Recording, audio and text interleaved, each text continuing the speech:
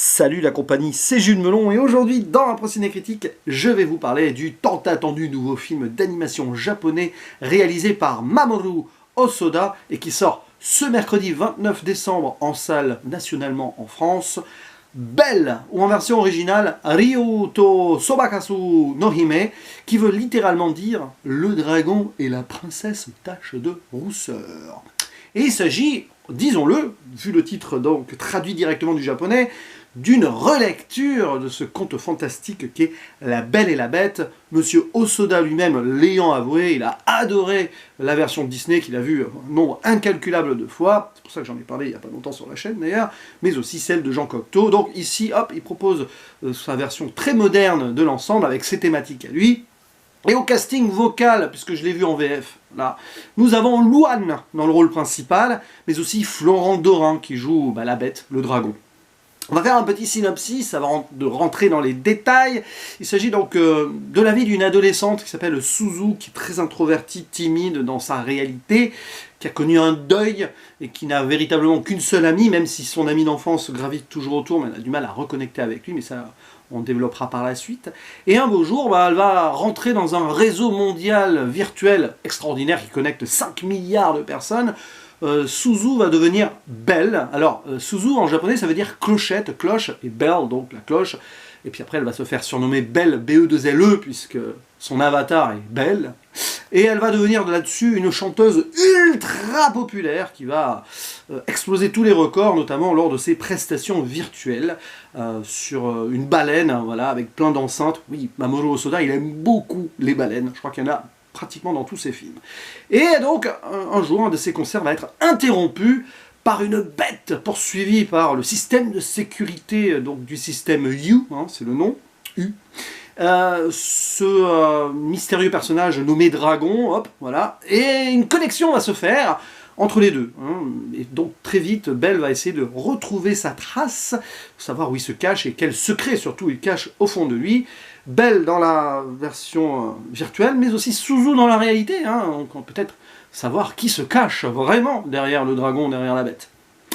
Et donc c'est un Mamoru Hosoda que j'attendais avec énormément d'impatience, puisque vu en avant-première, comme je l'avais fait pour Mirai, ma petite sœur, hein, en présence du monsieur, et parce que, vu le pitch de départ, ça ressemblait à une sorte de Summer Wars 2.0, et Summer Wars, jusqu'ici, est mon Mamoru Hosoda préféré. Et en effet, oui, il y a des points communs et des parallèles à faire avec Summer Wars, avec ici un upgrade de l'animation et du monde virtuel qui est encore plus explosif, évidemment. Et qu'en ai-je pensé ? Alors, je l'ai vu en VF déjà, mais celle-ci tient très bien la route.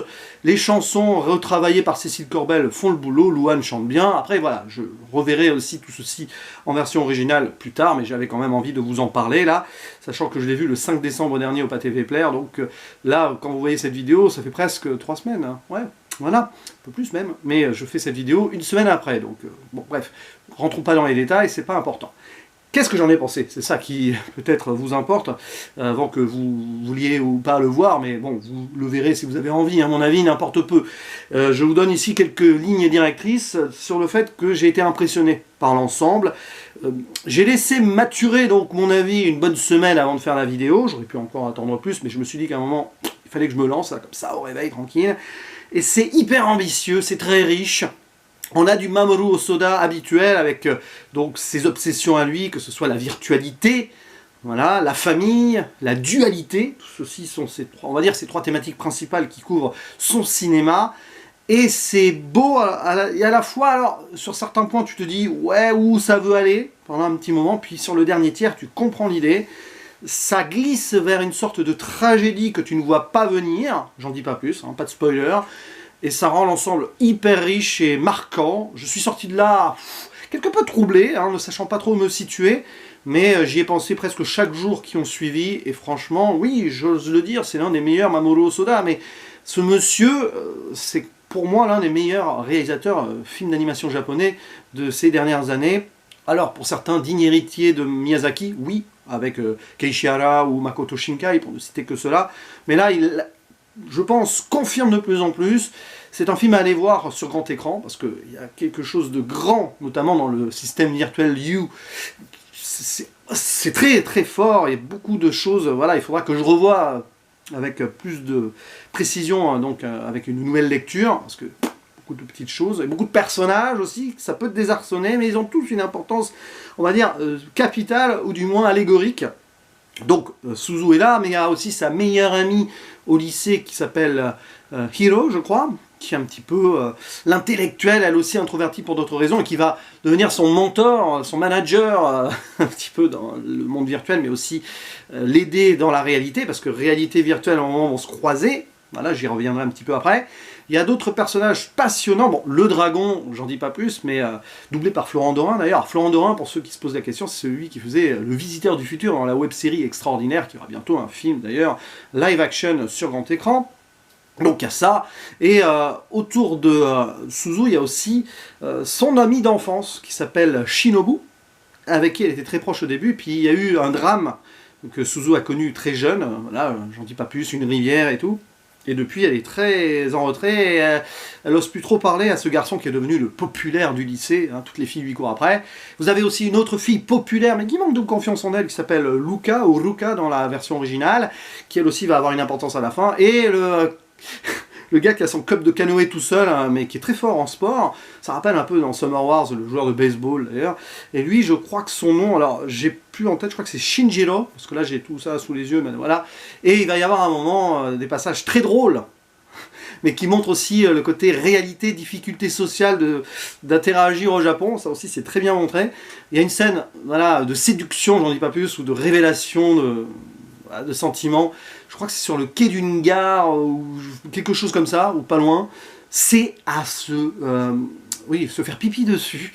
C'est l'un des moments les plus drôles que j'ai vu cette année. Une petite séquence comme ça où j'ose pas, etc. J'en dis pas plus. Mais oui, ce film a aussi quelque peu certains comic relief qui marquent sans forcément être forcés. Donc ça c'est bien.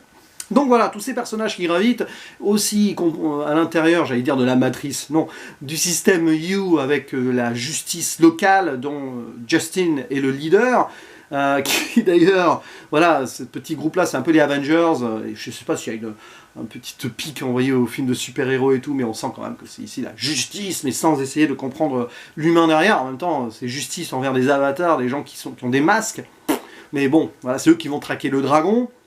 Et puis bien sûr, tout l'univers du dragon, là aussi j'en dis pas plus, ce château, bon, c'est la Belle et la Bête, il y a des moments où on est vraiment dedans, avec une idée de grandeur et une atmosphère sombre, il y a quelque chose de terriblement dur qui se cache dans voilà, dans ce que vit la bête, le dragon.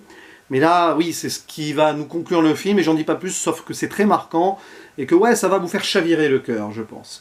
Donc c'est une vraie réussite, donc ces thématiques aussi réabordées, parce qu'ici finalement, il avait déjà plus ou moins à chaque fois dit beaucoup de choses dans ses précédents films, Monsieur Hosoda, mais ici qui sont encore plus poussées, donc dualité, elle est partout la dualité. Réalité virtuelle, la Belle et la Bête, affronter son existence, utiliser peut-être justement le virtuel pour se donner plus de confiance en soi et agir dans sa vraie vie, c'est aussi ça le message du film, c'est très intelligent parce qu'ici Mamoru Hosoda il ne va pas prendre voilà, le contexte très virtuel en mode c'est pas bien, les gens qui sont comme des zombies, c'est plus subtil que cela et ça permet d'avancer dans sa vraie vie. Et on voit les soucis aussi que les gens ont de se faire vraiment si ce n'est des amis, des vraies relations. Y a ça, et puis la famille toujours au centre des films de Mamoru Hosoda. Là je vous renvoie à Summer Wars qui est extraordinaire là-dessus, sur la gestion d'une famille ancestrale et de ce monde virtuel pour sauver un petit peu ce qui peut être sauvé. Grand film, hein, Summer Wars, que j'ai revu d'ailleurs après avoir vu Belle au cinéma, j'ai eu envie. Et oui, ça reste mon préféré, Summer Wars, pour d'autres raisons. Même si sur le côté visuel, animation, ici Belle va plus loin. Donc, il y a des moments romantiques si on veut, mais c'est pas vraiment ça. Il y a des moments féeriques, oui, les chansons, qui sont assez spéciales hein, quand même, mais intéressantes à réécouter. Et puis voilà, je pense que j'ai oublié une autre thématique de Mamoru Hosoda ou pas. Bon bref, oui, le côté familial par rapport à ce qu'a vécu Suzu, le père de celui-ci qui est là, mais pas là vraiment, un peu absent. Alors est-ce que c'est le père absent ou c'est elle qui s'est mise en retrait de son père? Intéressant. Bref, il y aurait des choses à dire. Je pense que c'est un métrage qui pourrait s'analyser pendant des heures. Peut-être pas des heures, mais voilà. Mais après d'autres lectures, l'ayant vu qu'une seule fois, et ça faisait déjà une semaine, je pense que je ne vais pas aller beaucoup plus loin, si ce n'est, voilà, vous indiquer vivement d'aller le voir. Je pense que c'est important. Si vous aimez l'animation au sens large, l'animation japonaise encore plus, Mamoru Hosoda évidemment, mais même si vous ne connaissez pas trop cet univers, donnez sa chance à ce film, voilà, pour les fêtes, pour les pendant les vacances, hein, entre deux repas familiaux, foncez. Je pense que ça vaut largement le coup. Je ne sais pas où je le placerai dans mon bilan annuel, mais c'est un de ces films qui m'a le plus marqué au cinéma en cette année 2021, donc il y a moyen qu'il figure quelque part. Bref, n'hésitez pas à dire en commentaire ce que vous avez pensé de ce film, si vous l'avez déjà vu en avant-première, si vous le voyez au cinéma et tout, évidemment. L'espace, donc, ci-dessous, vous est ouvert et on discutera ensemble avec grand plaisir. Et quant à moi, il ne me reste plus qu'à vous dire à la prochaine. Ciao!